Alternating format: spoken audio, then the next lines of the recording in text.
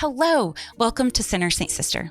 On Sinner Saint Sister, we might laugh or cry, we might get angry or motivated, we might grieve or celebrate, and sometimes all of those things can happen in the very same episode.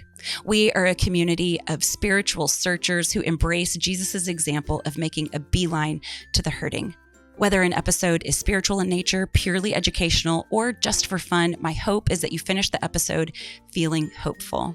I hope you hear something today that lets you know you are loved and helps you love one another. Welcome to Sinner Saint Sister.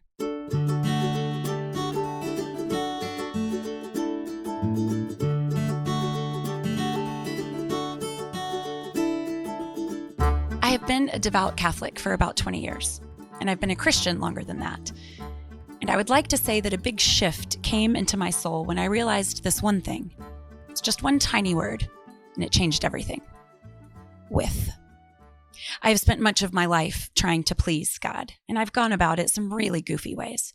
I've lived under God, relating to Him primarily as a sinner, under the constant threat of His wrath and punishment, trying desperately to decipher what God likes, what He doesn't like, and then living as much as I could within those moral boundaries. Under God. It was terrifying. I've lived over God, conforming Him to my story instead of myself to His story, and letting Him know the ways that I would prefer to be blessed, treating Him like a heavenly vending machine, my prayers the currency, them answered my reward. Like God and I were just old pals exchanging favors. Over God. That was frustrating. And I've lived for God, and maybe this was closer. Every decision made in hopes of pleasing Him. I was called. I was driven. I was keeping up. I was spreading myself thin in His name and for His glory, but I was using God instead of worshiping Him. For God. That was exhausting. But a big shift, it came in my soul when I realized this, that God doesn't need me. He just wants me. A big shift came in my soul when I quit trying to live under or over or for God and started living with God. We are here for just a moment. But this moment, how we spend it, it has eternal significance, and God wants to spend it with us. A new voice that I've been taking in these days is Aundi Kolber. She is a licensed professional counselor specializing in trauma and body-centered therapy. She's a trauma survivor herself. She's a 2-time author of Try Softer and Strong Like Water. But more than any of these things, she is a devoted disciple who focuses not just on coping with suffering, but how to continue walking with God and believing that He is good when things are definitely not so good. I think you'll enjoy this conversation. I know I certainly did.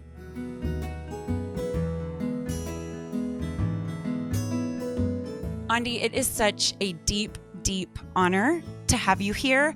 I was actually unfamiliar with your work before Strong Like Water came out, but with this latest book launch and your latest endeavor, Strong Like Water, everyone go.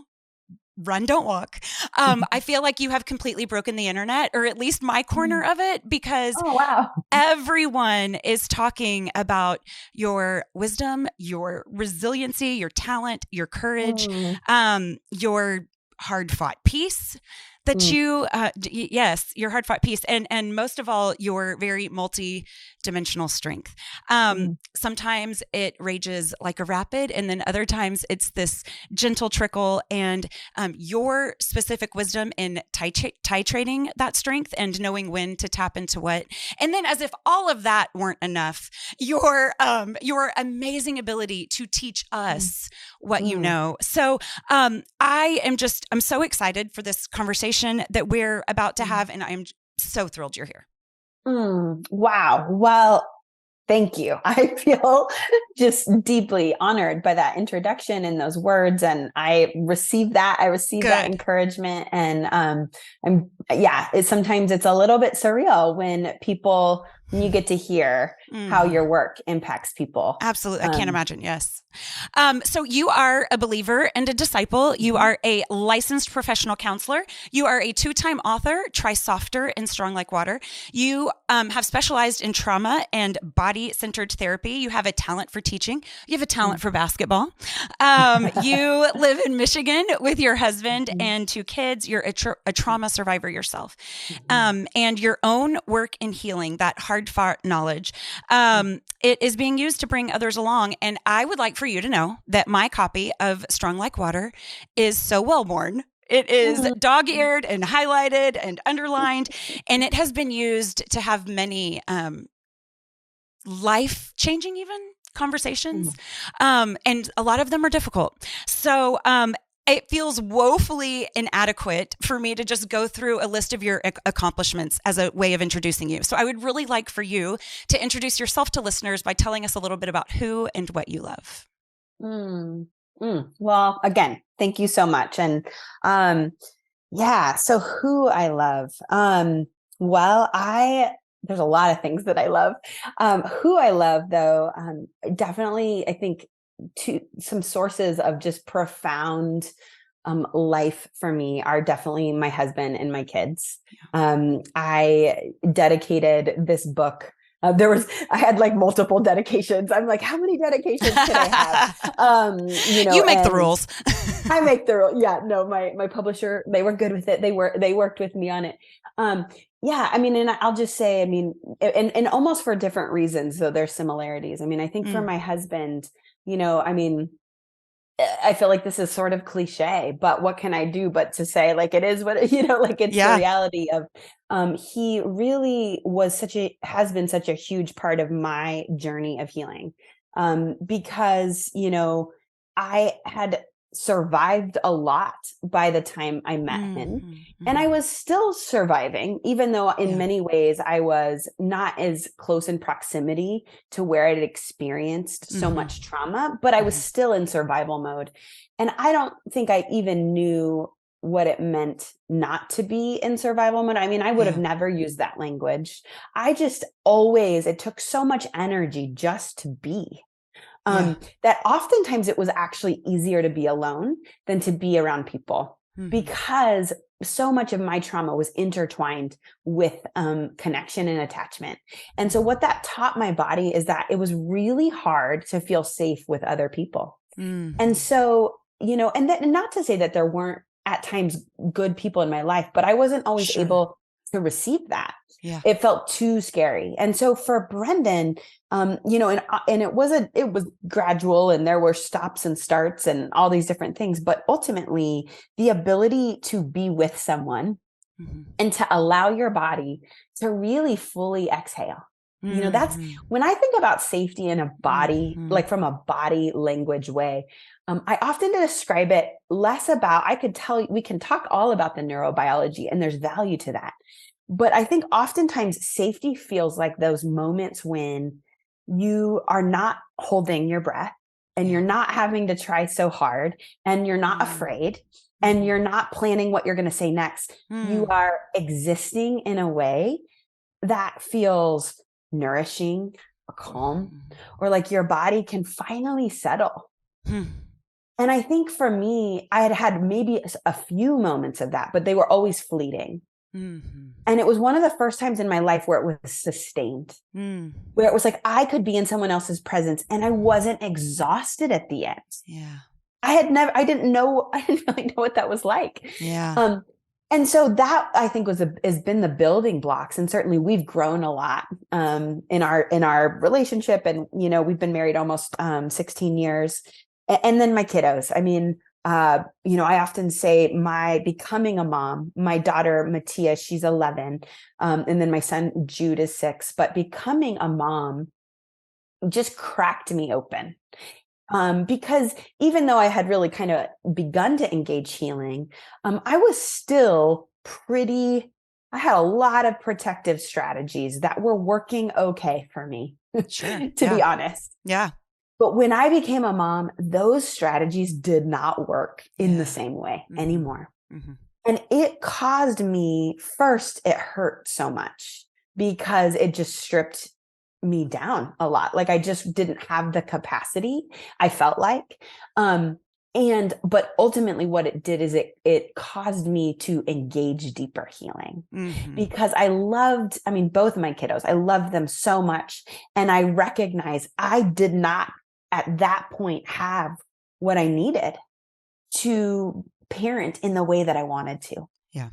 And that caused me to say, okay, what is going, I mean, it was a longer journey than that, but it was a catalyst for, profound growth and profound healing. Yeah. Thank you. That is a very thorough answer. You touch on so many things that I want to dive deeper into. So this is perfect. But if you don't mind, Aundi, to get us started, what if you just defined trauma for us? Because I think that it would be really beneficial to know the difference between trauma and pain. Mm-hmm. Yeah. So I use a really broad definition of trauma, but I'll flesh it out a little bit. I define trauma as anything that overwhelms our nervous system's capacity to cope. Yeah. And what that means neurobiologically is that when we have an experience and it exceeds what our body can process, and that could be because it's too overwhelming, it's just too much. Some people say it's too much, it's too fast, it's too soon. Yeah. There's this sense of too muchness. Uh-huh. And the reason why that matters when we talk about trauma is that our body is designed to metabolize our experiences, almost like we metabolize food. And when we have an experience and our body processes it in the way it's designed to do, we sort of file those experiences away, I would say, appropriately. Uh-huh. So it's like they get stored in like our long-term memory and we can reflect on them and they feel like they're like in the past. It's over now. Is this similar? Is this where you were talking in the book about it allowed itself to play out? I think you were talking in the book is where there was a finish. Yes. There wasn't this abrupt. Okay, go ahead. Yes. Definitely. That's something I go into in Strong Like Water, that there is a completion to an experience. Mm-hmm. And it means that like more than theoretically, like it's like our body, like if a situation makes us anxious, that's more than an idea. Like we actually have cortisol, for example, that might come into, what we're experiencing. And that cortisol needs to be able to fully process and move through the body so that it can all the way be complete. Yeah. In many ways, trauma is the opposite. Trauma is when an experience is so overwhelming, so disturbing. And again, that's based off of our perception also of it, not just how it looks on the outside. Yes. That our body stores it in fragmented pieces. And it does that. It's like it doesn't get to be processed. And therefore, it's literally stuck in our bodies. Yeah. And what that means then is that when something like our body is essentially always scanning for safety.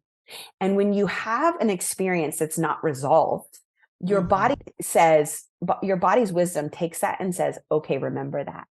Because that smell that you are connecting to maybe something that happened, that smell, that's connected to danger.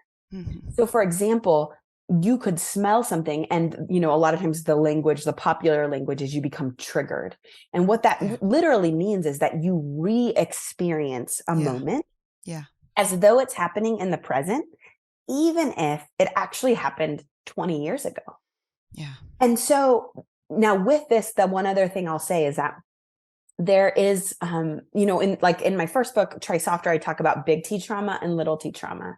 Okay. And I talk about it this way, not to minimize little T trauma. Little T trauma doesn't mean that it's not important. It mostly is based off of, in like the DSM, which diagnoses trauma, PTSD, post-traumatic stress disorder, there are certain diagnostic criteria that have to be met in order to have PTSD.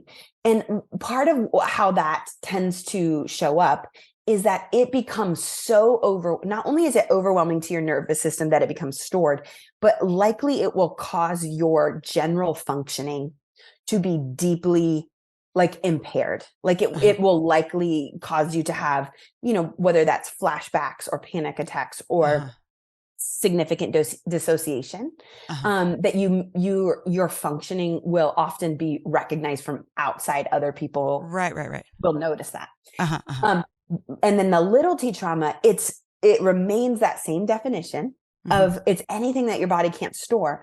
However, oftentimes it's not that, again, that it's not significant, but we often will find, because our body's so adaptive, we'll find workarounds. And so we still are holding the pain. It can still get triggered. It's still impacting us. It's still hurting us, but it may not cause us to, like, maybe that overall functioning is not as impaired. Right. And then the final thing I'll say is that oftentimes lots of little T trauma that's unresolved can look the same as like one big T trauma. So I feel like there are so many people who have experienced trauma who are not calling it trauma because we are always aware of someone who has it worse than us. You know, we're, it's like we're only allowed to acknowledge our circumstance if we are, you know, like high enough on some imaginary hierarchy of pain, you know? So what are some indicators that we have more experience to do around an experience or a feeling that we're having? Yeah. Great question. I think that, oftentimes there's lots of different cues. And I think one is if you are noticing that your reactions seem disproportionate to the situation, right? Because oftentimes this is a clue that what is happening, it might be about the present a little bit, but often it might also be about the past. It might also be about experiences from the past that never fully were resolved. And so, you know, I think like an example might be like, let's say you're at work and your boss asks if they could give you some feedback later. You know, or something like it's something where it's like like you could see how that could be scary or that could feel like anyone might have some kind of feeling about that. Right. Sure. But let's say that kind of question brings up anxiety that is so significant that it feels like, man, I don't even know if I can keep working right now. Right. Yeah. Right. Like this would be a clue that, oh, this feels bigger than this moment.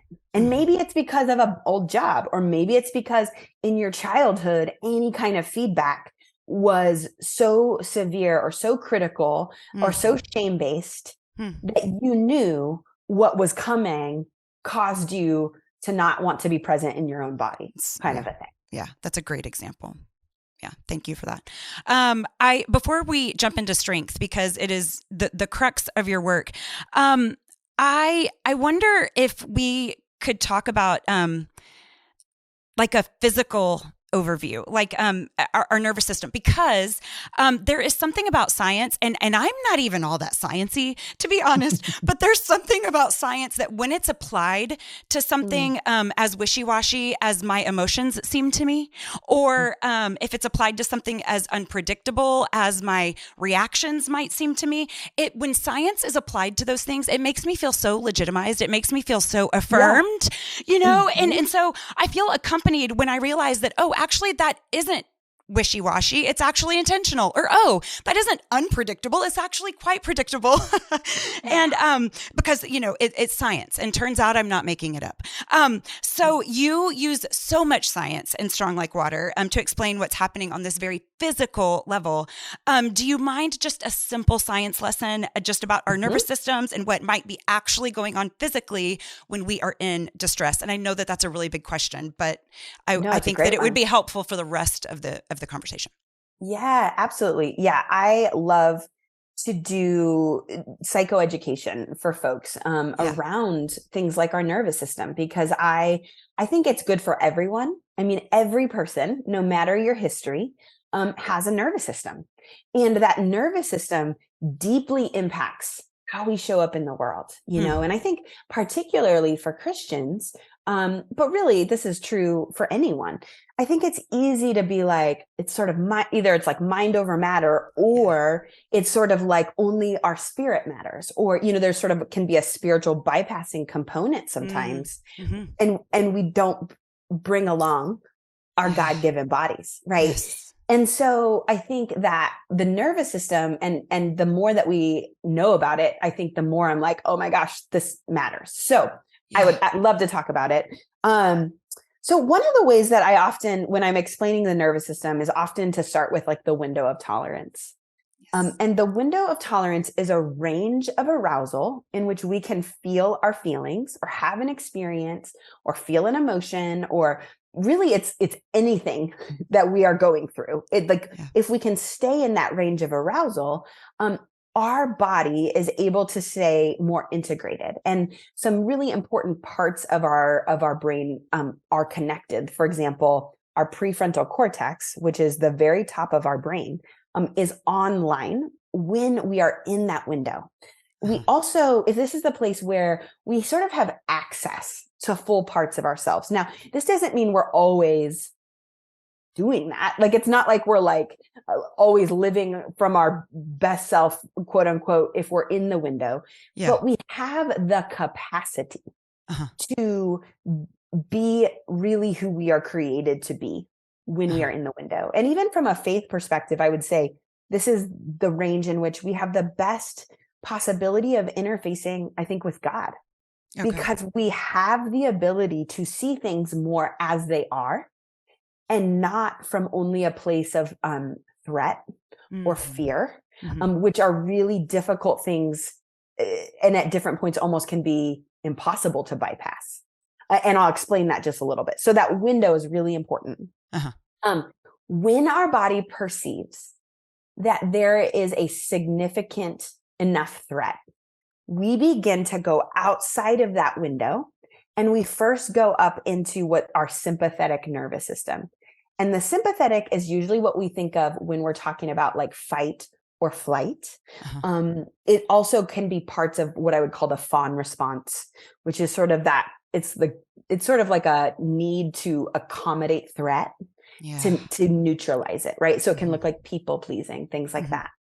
So neurobiologically, our body is wired to first go to the sympathetic when there's danger.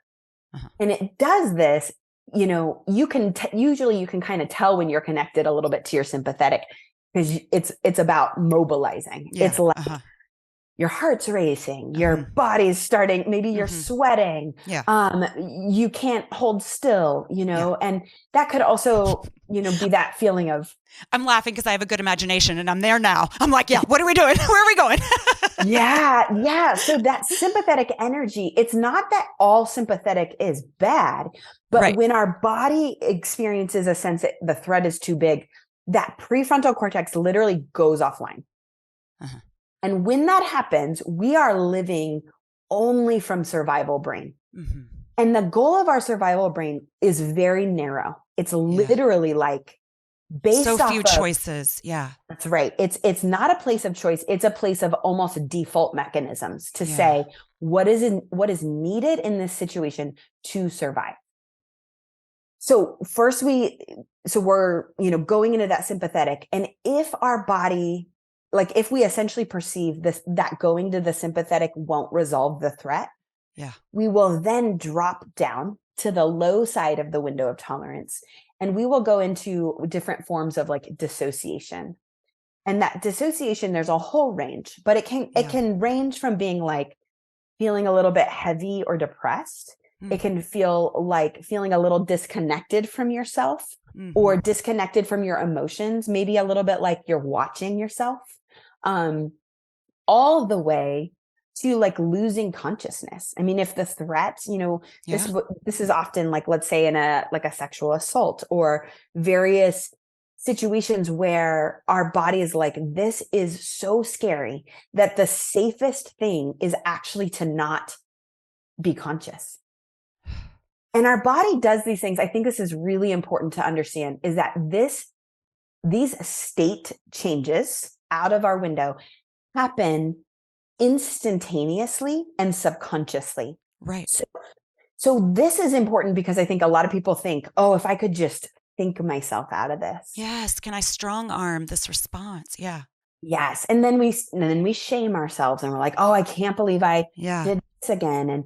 And certainly if we're harming someone, if we're doing those things, we need to, there's like the both and of like, we need to honor, pardon me, like our behavior, like if we've harmed someone, but we also have to recognize our neurobiology. And that is, it's not until we return to the window. Yes. That we really begin to have some choice. So choices. Yeah. And so, this whole range just tells us, like, first of all, it's a gift that we can survive. Right. And yet it's much more complex than most of us have understood.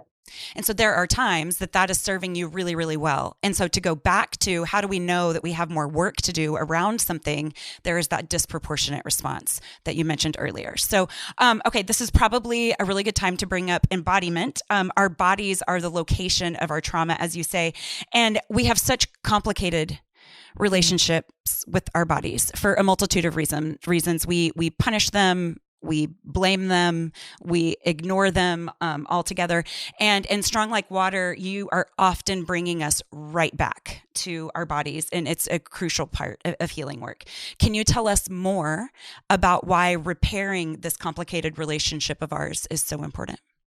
Yeah.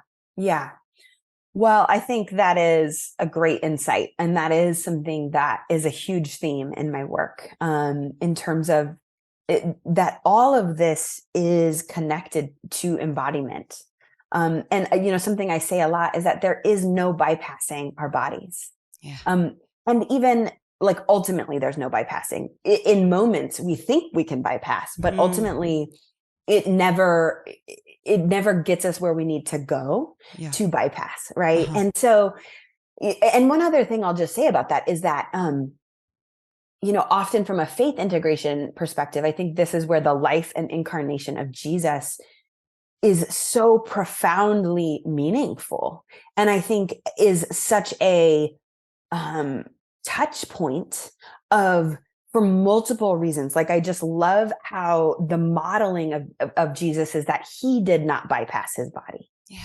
He lived in a body, and in that body, he wept and he slept and he set boundaries and he was angry and he grieved and he lived, right?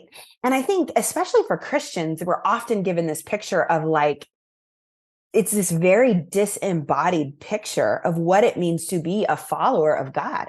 And to me, I think that is a very narrow and very hollow picture of what it means to be alive.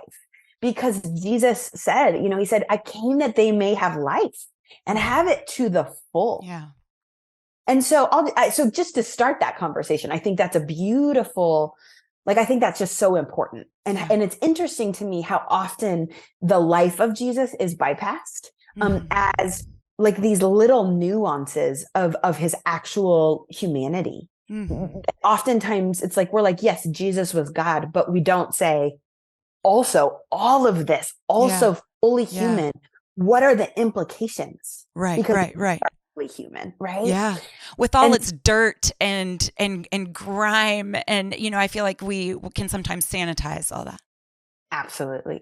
So it's so much more, it's textured and it's deep and it's real. And it's like something that can actually be held, and I think it's beautiful that our God, from that Christian faith tradition, that it's the perspective that our God came in a body. And literally, I think particularly for trauma survivors, to me, I think it's such a profound sign of solidarity that God with us experienced life and even suffering in a body.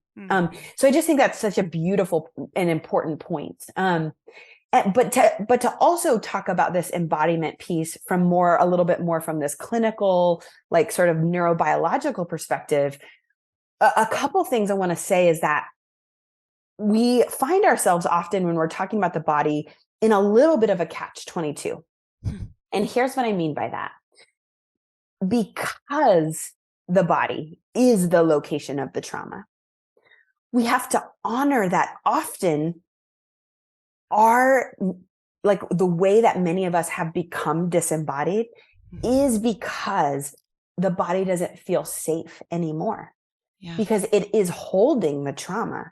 And so one of the ways that our body is helping us survive is actually by allowing us to dissociate, essentially, right? And so this can be confusing because we're like, wait, I thought I was supposed to be in my body, but like also you're saying this is good that I'm dissociating. And I think what I would just say is that it's not so much that it's good. It's just that it is. Yeah. It's what has been needed to survive to this point. And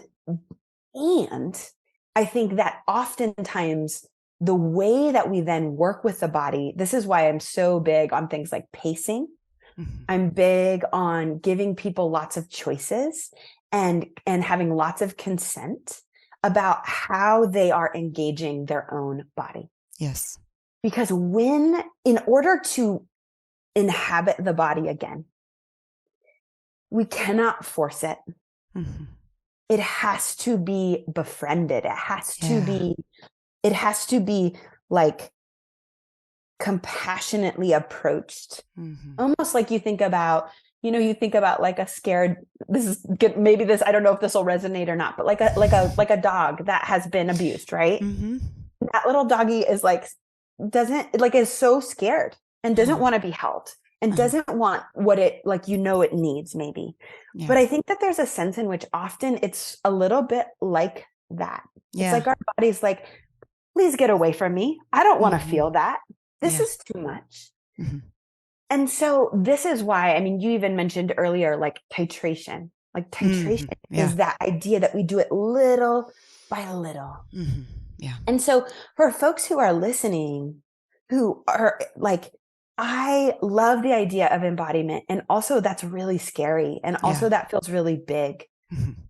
I just want to encourage you, first of all, that's actually your body doing all that they can to protect you. Mm-hmm. They're saying there is something here that feels very scary. And because that's true, we honor that by pacing it out and saying, okay, well, I hear you.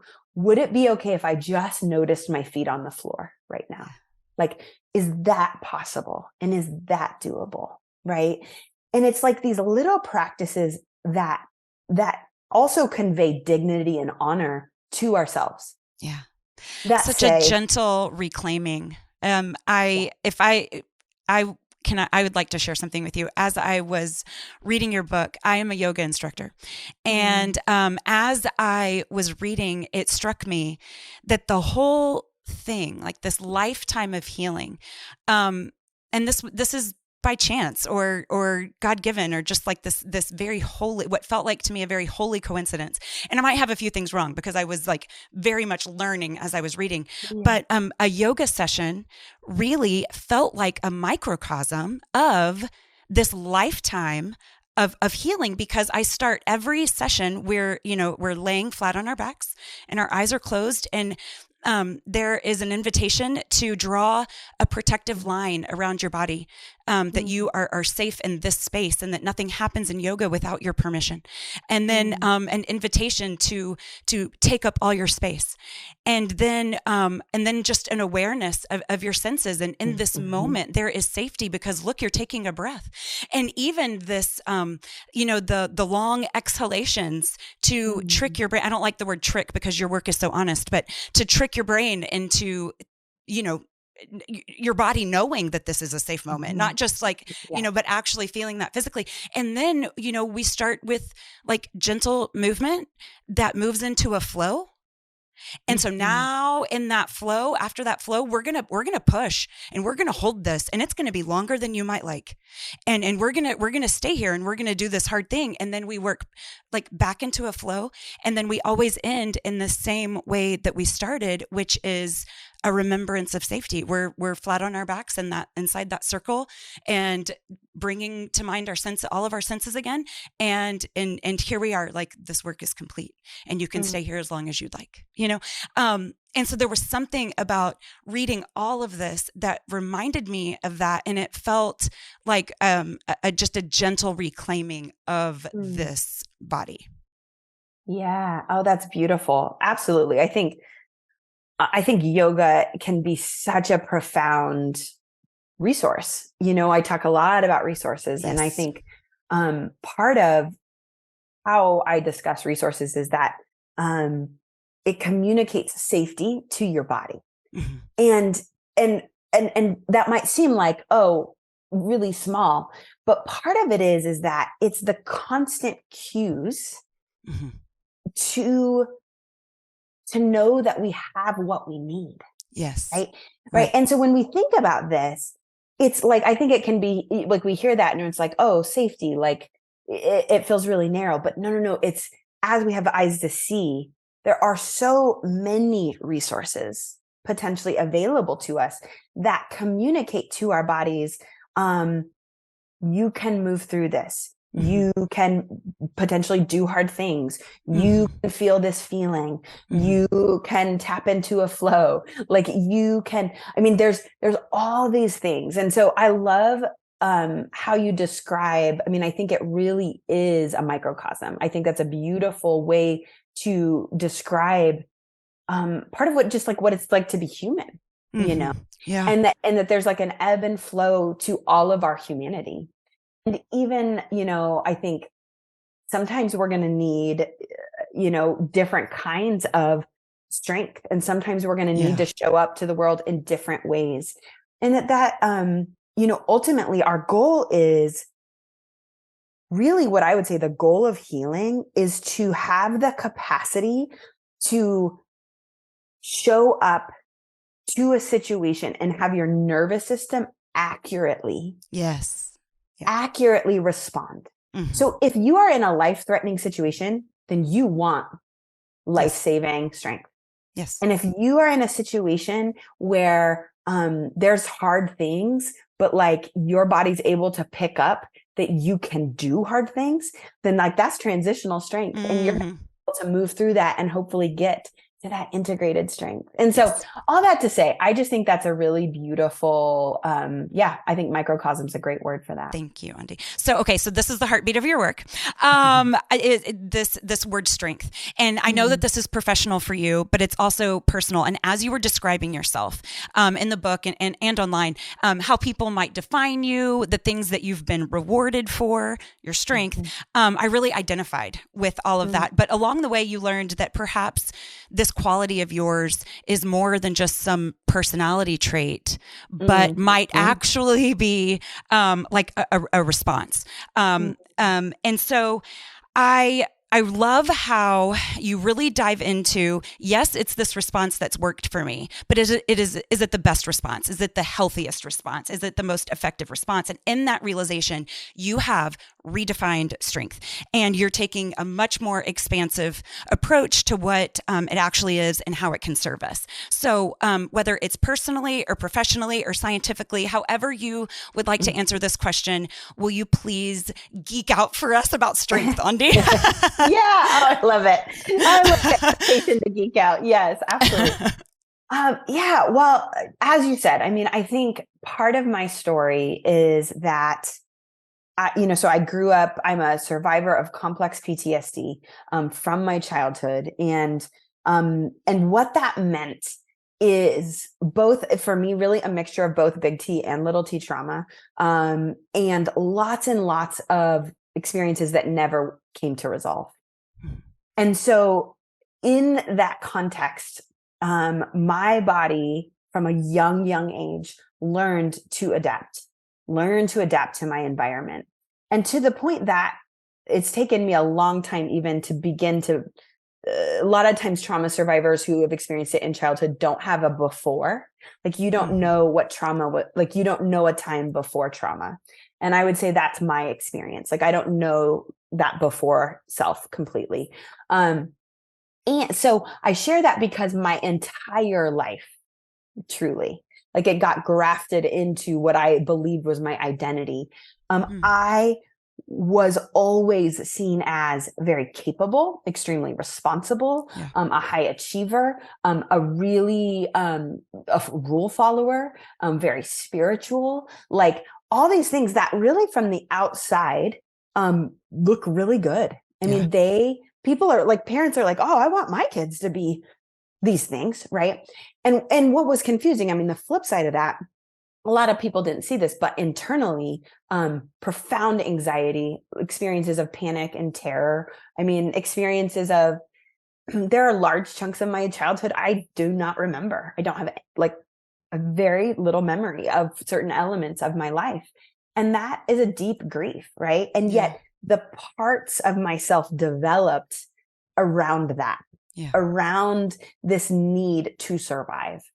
And so for me, strength has always had this feeling of like, I know, like I'm proud that I survived. I'm proud of my younger self.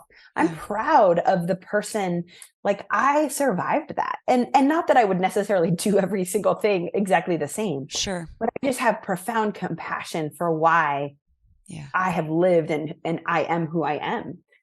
But I would say in the last 10 years, especially, began to develop this sense of like deep ambivalence around when people would view me as strong.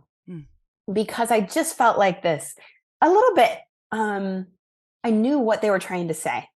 I think I knew that there was like a good intention there, but internally I was like, it was almost like that's what I heard growing up too. But what I really needed was support. What I really needed was attunement. What I really needed was someone to name how not okay things were. Yeah. But instead it was sort of like, it's like you get a high five, right? And you're like, oh, I don't need a high five. So that for me, that work, and then combined with my work as a therapist, watching my clients and really not just even clients anymore, but really people that I've met through lots of different spaces, social media and folks who've read my books, having this like, it's like a double-edged sword with strength of feeling like, I know I had to do that. Or maybe they felt like they didn't have a choice, but also deep, like shame about it. Shame, like, oh, I should have tried it differently. I don't know. Like there's this just an unsettledness. But then when those folks are trying to heal, they then feel, and I think this is often influenced from a social construct, like they feel like they're weak. They feel like they're weak for feeling their feelings. Like they're weak for being kind to themselves or cultivating self-compassion. And so over time, it's like these ideas have melded together. And this is where the idea came for me, that it was both, that it was all. Like it's strong to survive. It's strong to be in process of healing. And it's strong to fully move through what you've lived through or what has been to difficult. Need a minute, for me, like I resonate with so much of this. It wasn't shame about being emotional. I identify as a 4 on the Enneagram. I love my emotions. I'll sit in those forever, but for needing a minute, for not being so functional, for not, nailing a to-do list. Like I need time. I'm sorry, I didn't mean to interrupt, but I think that there are a lot of people that I'm okay. I might be okay with my feelings, but there's this other thing that I do perceive as weak, days off or whatever. Absolutely. I mean, I think, and this is why, in the book, I give so many examples of what situational strength could be. Yes. But then even at the end, I'm like, any action that's rooted in a survival energy that doesn't come to a resolve. Right. And so I think sometimes people, there can be like stereotypes of what strength means, but like, I would say every single person has a version of what it means for them to be in situational strength. And, I think what you're naming is a great example of some people might be comfortable feeling their feelings, but there are other ways in which they are not able to tap into what they need, the resources they actually need to be able to move along the flow of strength. Right. And so I think those are the questions. It's always like, maybe for whatever reason that element was accepted, but what's still stuck? Sometimes it's like, oh, I'll feel my feelings, but then I feel a lot of shame about it. It's like that. So it's like, it's not the problem of feeling the feelings. It's the shame that comes after. It's that I'm melodramatic. Right, yeah. That, or a deep feeler, which me too. Okay. So real quick, so the term situational strength, and then the other term, transitional strength. Situational strength is this, I get it done, how the world might define it. It's this super competent, all of these stereotypical things. Actually, here's what I would say with situational yes, please. strength. Yes. I would say situational strength is anything. So situational strength may not always be perceived as competent, is I think what I would say. Okay. Like it's anything that we need to navigate the situation. So it could be dissociation. It could be you being checked out. Got it. Okay. Is your strength survival. Because it's survival. It's survival. It could be being a really sarcastic, angry person. Yeah. Because your body perceives being vulnerable is so unsafe. That you might have developed these ways in which you drop into this part of yourself that is like, I cannot, it's unsafe to feel this vulnerability. So I have got to keep this thing going. Okay. So I just say it that way to say it can look competent, but it can also look to other people like, what are they doing? Yeah.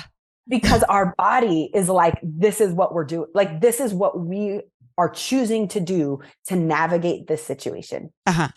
So as a listener and learner, what I did is I made how I am in situational strength, situational strength. Okay, great. So now transitional strength is this new, more expansive option. So now if once we have a more varied, I just lost the term, not ecology, but emotional, when we have a diverse vocabulary. You had a really great term. Okay. Capacity. It's basically like our nervous system is flexible, right? And so we have a diverse a diverse emotional. Yes. Oh, good. You forgot too. Hey, listen, if you forgot, I'm good. Emo diversity. That's it. Okay. So we have situational strength, which is survival. We have transitional strength, which is something different in how you're teaching us new ways. Yes. Okay. So here's what I'll say really quick. So the flow of strength is where, so on the flow of strength, we start often in situational. Okay. And then as our body perceives we have enough safety, we move into what I would call transitional. And transitional, if you think back to when I was talking about the nervous system, what's happening in transitional is that our prefrontal cortex is beginning to come back online. We're beginning, like when you think about, again, that window of tolerance, we might begin, we have a foot in the window. Right. So it's not like that all the energy of the situational strength is gone. It's more like we are able to be with like this pain or this fear or this panic that's coming up for us. It's almost like, if you think of it like we're observing it. Yes. So we're lost in the pain. We've gotten a little bit of distance from it. And that distance allows, first of all, the distance feels like safety to our body, because our body says, we are not the pain. We are not the trauma. We are experiencing the pain. We are observing the pain. And when that happens, this is where more choice lives. Right. And so transitional strength is where a lot of healing and growth happens, because this is where we begin to say, okay, what do I need? Who can I connect with? What other resources are available to me? How do I need to move? What music would be helpful for me? You know, like it's all the different various options that might be available to us. And so, no, go ahead. I was just going to say, so then as our body perceives like, okay, we've got more and more resources, what it does is that it taps into our body's natural capacity to process, like we talked about at the beginning, that our body wants to process and digest. And so what happens is that those experiences, maybe all the way from situational strength, it gets pulled through. And that's, as it gets pulled through to that integrated strength, this is the process where it begins to be completed. It's where that all the the energy that your body needs to be move through, it gets discharged. So you're not carrying that intensity anymore. Your body is able to kind of let that move through. And then what stays is that, again, like the memory or the situation gets filed away correctly. We're able to begin to then we can reflect on the situation. We can notice that it's over now. We we might have glimmers of like insight. We might be like, oh, dang, I can't believe I just did that thing. Or like, man, that should have never happened. I'm so proud of myself. Like this is where, and it's not to say that you might not get some of that in transitional strength too. You may, but often that integrated place is where, I mean, this is where there really is a source of like, it is over now. Yeah. I am okay. I can do this. If I was faced with it, like I would have, I know that I am capable of going through hard things. Like all of those things come out of that more integrated. Yeah. So as I'm making a picture in my head, am I correct in saying that from situational strength to transitional strength are these embodied practices of my feet are on the ground? I just took a deep breath, or is that the embodiment? Is that the importance of embodiment to get us to that next place? Yeah, no, that's a great question. And yes, I mean, I would say part of it is like, this is where this work at the early stages is like especially gentle and careful, because again, it's almost like that. It's like a scared animal that you can like scare away so quickly. And it's like our body is in such high alert, our body, or it's so stuck in like a dissociation that we're trying to, when we are giving those cues of safety, oftentimes it's really simple stuff that works the best, because all of our higher order thinking is either offline or limited. So this is why I'm always talking about things like grounding. So that's using our 5 senses to come back into the immediate present. So even what you're naming, like feeling my feet on the ground, that's a form of grounding. Like I'm using my sense of, I'm literally feeling the weight on my feet. Yeah. Or, I might be noticing the light in the room, or I'm noticing something I can smell, because God willing, the present really is a safe place to be. And if it's not, then we probably almost need our situational strength to get us out. Right. And so all those like practices that feel like safe enough to your body, like what's the thing, when folks are first engaging this work, I'm like, don't worry about as much what other people, like if something works well for somebody else, that's awesome. And it doesn't work well for you, that's okay. Right. It's about figuring out what helps bring safety to you. Right. And I love that so much about your work, Aundi, is that you're not saying situational strength is bad. It's actually very, very functional. You're saying all of this is going to work together. One of the things that makes me feel so nurtured by you, there are actually many ways, but one of them is how individual your approaches are. Even just the word safety, you're like, if that is a word that feels unattainable to you or is triggering in some way, then let's use the word settled instead. Or, you talk about hearing like a calming voice of God, maybe you offer. If that does not feel settled or safe to you, think of somebody that you really love in a movie. Like that's just such a beautiful option. You say so many times that you are not ever going to celebrate trauma. And there's something about me hearing you say that, you acknowledging, no, trauma's awful. Trauma can kill you. Instead, what we're going to celebrate is adaptability. That's what we're going to celebrate instead. And I just love that. There's something about you saying that feels like a hug to me. Do you mind expanding on it so listeners can hear that from you too? Yeah, absolutely. Well, yeah, thanks for saying that. And this is a core value for me. I mean, I think as a trauma survivor myself, as someone who's heard my fair share of like people wanting to tie a bow on experiences that should have never happened. Right. Yeah. And I think I cannot tell you the number of folks that I've worked with who wrestle with these feelings of shame because it's like they think they should be grateful. They feel bad, or they carry a sense that they should be more grateful for like terrible things that happen to them. And I think for me, I hope that it frees some people up. Yeah.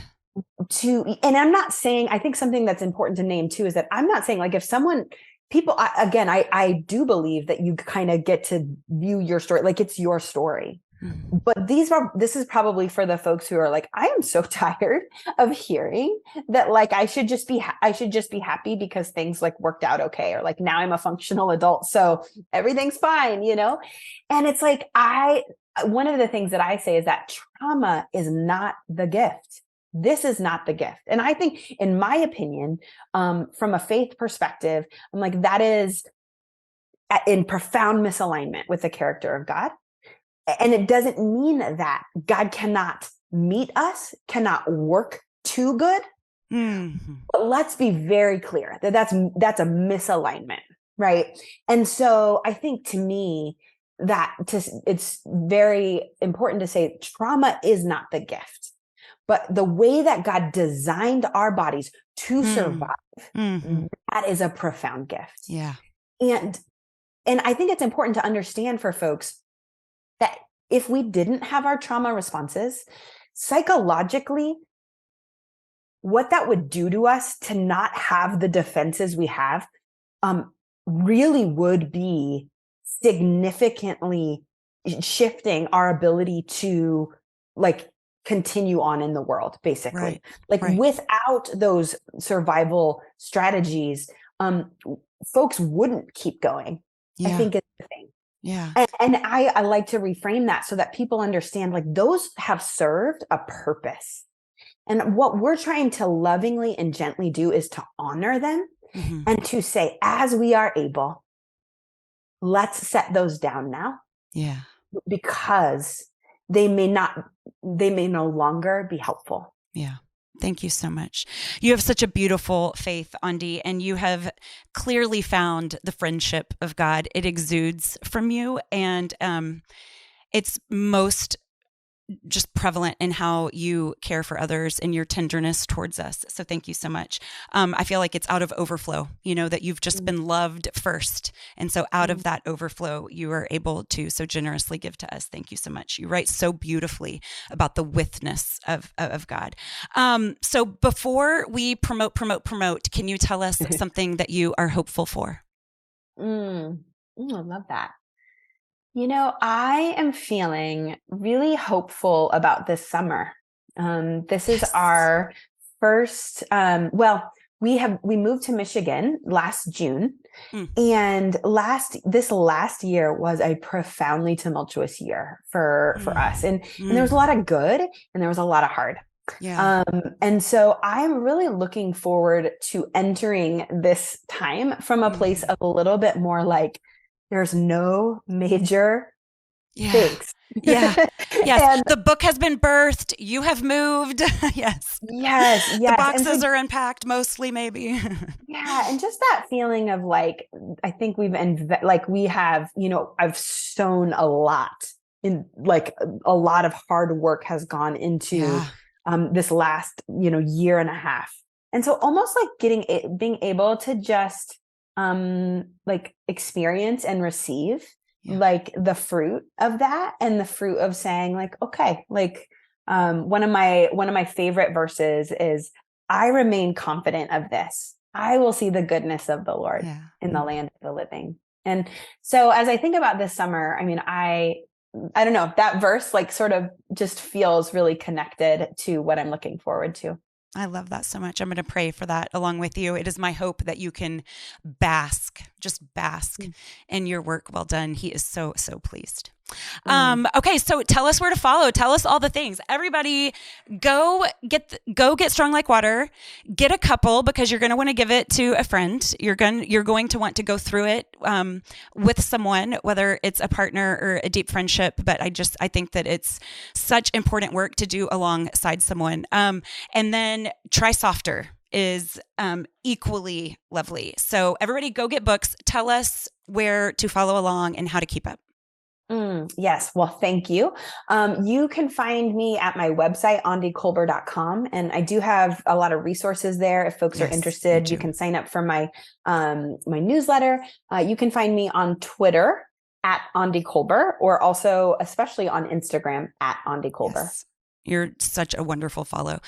So Aundi, as I work towards, what did we say? Emotional diversity and emo diversity. Yes. Emo diversity and a flexible nervous system and all of these new definitions of strength that I'm gathering because of you. I am going to be thinking of you, and I'm going to be giving great thanks to God for how he's gifted you, and great thanks to you for how you have said yes when he has nudged you to share. I'm so grateful for you. This is an awesome episode that's going to bless a lot of people. Thank you so much.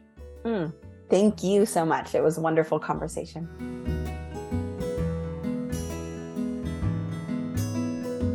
Good morning, Beefinator. Hi, Beefy Beef. I love seeing you here. Hello.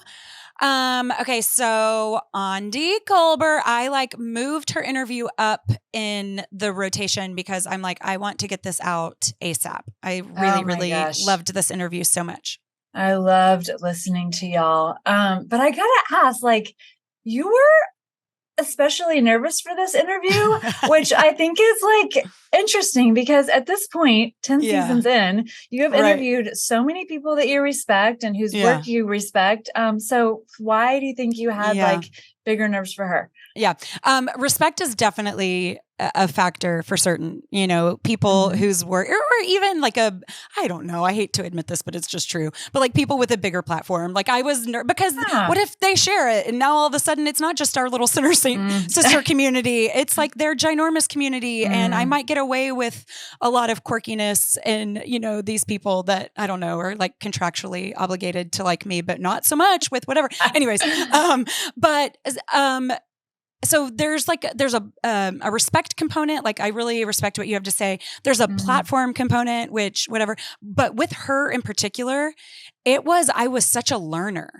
These were topics that, I either hadn't spent much time with, or she was making me see a different way. I was learning things newly. I was remembering things newly. I was processing things newly. And it was just a whole new experience. I think that's what it was. Yeah. That's why you're so good at this, though. You're such a good student and so thoughtful about the way that you come into an interview. And thank you. That's good stuff. Yeah, she's awesome to learn from for sure. Okay, so I know that time is always limited in the podcast, but I need you to have her back. I feel like there's two things that we really need to hear more about. And one of them is attachment styles. Remember you and I had talked about that personally, and I know it didn't come up in the interview, but I just feel like you could have talked to her about that in our conversation. Sure. Well, and it's a big portion of her book. So everybody go get Strong Like Water and check this out. And some people might be familiar with this because I don't think it came out, I think it's old knowledge maybe, but as I was reading it from her, I was like, oh my gosh, this is fascinating as a way that I might relate to the world or operate in my relationships. And so I was talking about it with you, oh my gosh, we're taking this quiz and take it as if you're me. And what do you think I am? And what do I think you are? And it's kind of like the love language. Oh gosh, love languages. I'm always so when I learn about these love languages, I'm like, oh, well, great. I'm all of them. Yep. But in this instance, it was oh, that's definitely me, So yeah, I agree. The attachment was really, really interesting info for me. Yeah. I feel like counselors are probably so overwhelmed with anxiety and depression right now that they don't even have time to talk about anything else. So oh my gosh. Right. Yes, totally. Seriously. Okay. So the other thing that I think that y'all could have gone on and on about and that people want to hear more about is the witness of God. Remember, she arranges her book with personal stories and then science and then biblical application that shows this connectedness of God and his people. Right. And then of course I know that witness is such a big part of what you write and think about and pray about, and with a son named Emmanuel. And so I think I and everybody else would love to hear y'all talk about that togetherness more. Right. It's funny you say that because I actually had incorporated the last question was asking her to just expand on that. And I ended up turning it into just a compliment and then ending because we had run out of time. So I definitely wanted to get more on that from her. Again, time's limited. I mean, I really wanted to, because it's so beautiful how she incorporates that into the book.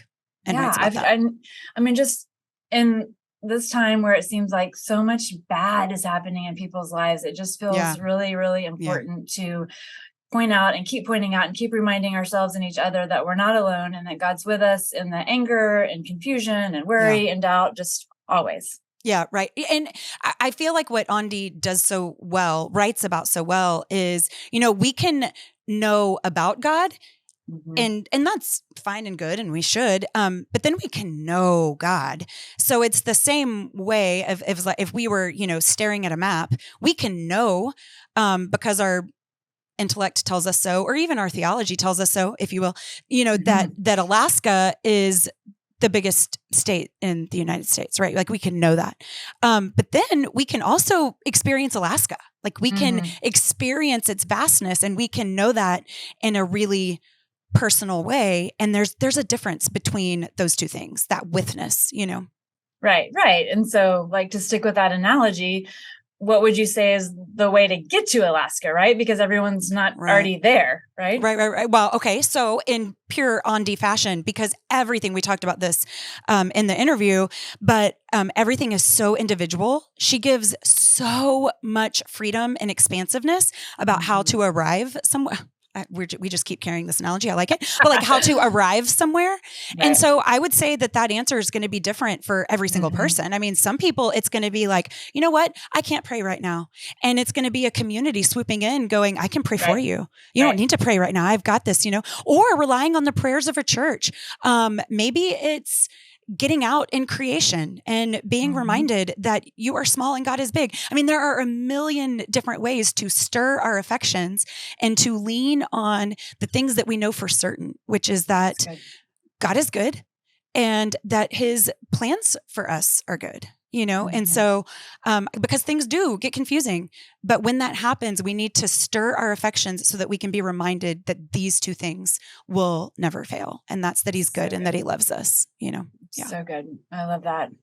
I just think all this means that she has to come back. You got to have her back. Yes. Aundi, please come back. It was one of my very favorite interviews. I loved it so much. All right. Thanks, Viv. Love you.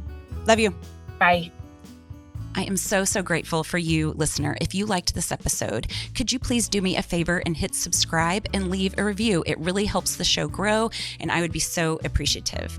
Thank you so much to our guests who share their gifts so generously with us, and a special thank you to Taylor Schroll, who does so much behind the scenes to make the show great. If it weren't for him, I would still be in my closet with my iPhone.